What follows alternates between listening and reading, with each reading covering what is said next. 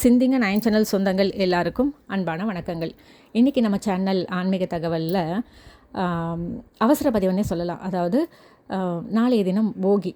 இந்த போகி அப்படின்னும் போது நாம் போகியை கொளுத்திட்டு அதற்கு பிறகு அந்த போகியை நல்லா அணைச்சிட்டு தண்ணியை தெளிச்சிட்டு பெருக்கிட்டு கோலம் போட்டுட்டு அதற்கு பிறகு நாம் தலை ஸ்நானம் பண்ணிவிட்டு நம்மளுடைய வீட்டெல்லாம் சுத்தப்படுத்திட்டு அதற்கு பிறகு நாம் நம்மளுடைய பூஜை பாத்திரங்கள் இதெல்லாம் சுத்தப்படுத்திட்டு அதற்கு பிறகு மஞ்சள் குங்குமம்லாம் வச்சு அதற்கு பிறகு பூஜைக்கான நிவேதனங்கள் இதெல்லாம் பண்ணிவிட்டு நம்ம பூஜை பண்ணுறது அப்படின்றது ஒரு வழக்கம். இதுதான் ஐதீகம் இல்லையா?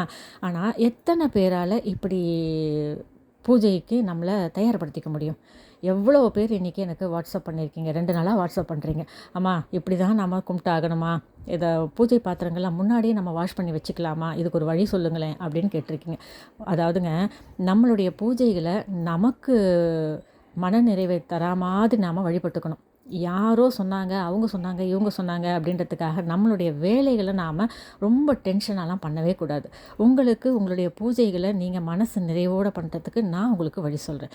இது எத்தனை பேருக்கு ஏற்புடையதாக இருக்கோ நீங்கள் ஃபாலோ பண்ணலாம். இல்லை எங்களுக்கு இது தாம்மா வழக்கம், நாங்கள் எங்களுக்கு பெரியவங்க இதுதான் சொல்லி கொடுத்தாங்க, நாங்கள் இப்படியே பண்ணிக்கிறோம் அப்படின்றவங்க உங்கள் சௌகரியப்படி நீங்கள் பண்ணிக்கிங்க. நான் இப்படி தான் பண்ண போகிறேன். அதற்கான பதிவு தான் நான் உங்களுக்கு இன்றைக்கி தரேன். அதாவது நம்ம பொதுவாக போகி அன்றைக்கி காலம்புற போகியை கொளுத்திடுவோம்.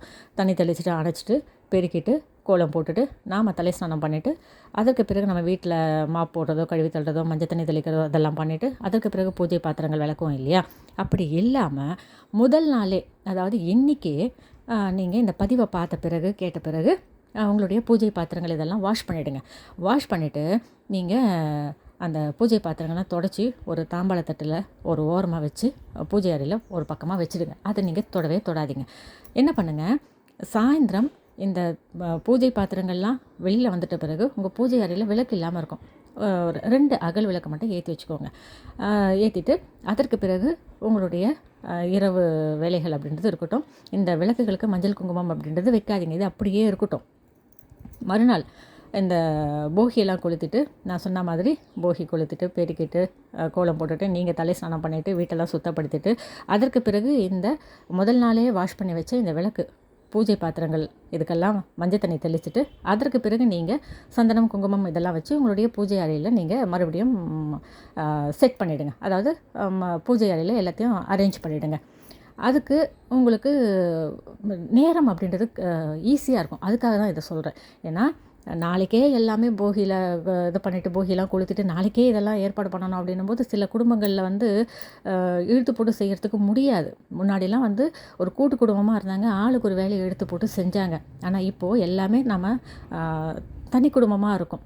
எல்லா வேலைகளும் நாம் தான் எடுத்து போட்டு செய்கிறோம் அப்படின்னும்போது தேவையில்லாமல் மன உளைச்சலோட குழப்பத்தோட ஒரு டென்ஷனோட எந்த பூஜையை பண்ணாலும் நமக்கு பலன் கிடைக்காது. அதனால் இன்றைக்கே நீங்கள் இந்த பூஜை பாத்திரங்கள்லாம் விளக்கி சுத்தப்படுத்தி வச்சுடுங்க. நாளைக்கு போகியெல்லாம் கொளுத்திட்ட பிறகு வீடு ஃபுல்லாக மஞ்சள் தண்ணியோ இல்லை மாப் போடுறதோ எல்லாம் பண்ணிட்ட பிறகு இந்த பூஜை பாத்திரங்களுக்கு மஞ்சள் குங்குமம்லாம் வச்சு நீங்கள் பூஜை அறையில் அலங்காரமாக வச்சுடுங்க. சரிங்களா? ஃபோட்டோஸ் கூட சரி எல்லாம் தொடச்சி க்ளீனாக வச்சுக்கோங்க. ஆனால் மஞ்சள் குங்குமம் மட்டும் நாளைக்கு போகி கொளுத்திட்ட பிறகு வீட்டை சுத்தப்படுத்திய பிறகு வச்சுக்கோங்க. சரிங்களா? இது எவ்வளோ பேருக்கோ உபயோகமாக இருக்கும் அப்படின்றதுனால இந்த ஒரு பதிவு தரேன். ஏன்னா நம்மளுடைய வேலைகளை நாம் சுலபமாக செய்யும்போது ஒரு மன நிறைவு, ஒரு ஆத்ம திருப்தி, பூஜையில் நம்மளை இன்னும் கூட முழுசாக ஈடுபடுத்திக்கிறதுக்கான ஒரு நேரம் அப்படின்றது இதில் கிடைக்கும். அதுக்காக தான் இந்த பதிவு கொடுத்துருக்கேன். யாருக்கெல்லாம் இது சரி அப்படின்னு படுதோ இப்போவே கூட நீங்கள் உங்களுடைய பூஜை பாத்திரங்கள் இதெல்லாம் சுத்தப்படுத்தி வச்சுக்கலாம். பூஜை அறையில் ஒரு 2 அகல் விளக்கை மட்டும் நல்லெண்ணெய் விட்டு ஏற்றி வச்சுடுங்க. விளக்கு இல்லாமல் இருக்கக்கூடாது பூஜை அறை, அதனால் அதை மட்டும் ஏற்றி வச்சுடுங்க. மற்றபடி நாளைக்கு போகிக்கான ஏற்பாடுகள் அப்படின்னும்போது இந்த பூஜை பாத்திரங்களுக்கெல்லாம் மஞ்சள் குங்குமம் வச்சுட்டு வழக்கப்படி உங்களுடைய போகி ஏற்பாடுகள் வழிபாடுகள் அப்படின்றத பண்ணுங்கள். சரிங்களா? எல்லாருக்கும் என் இனிய போகி மற்றும் பொங்கல் நல்வாழ்த்துக்கள். நன்றி, வணக்கம்.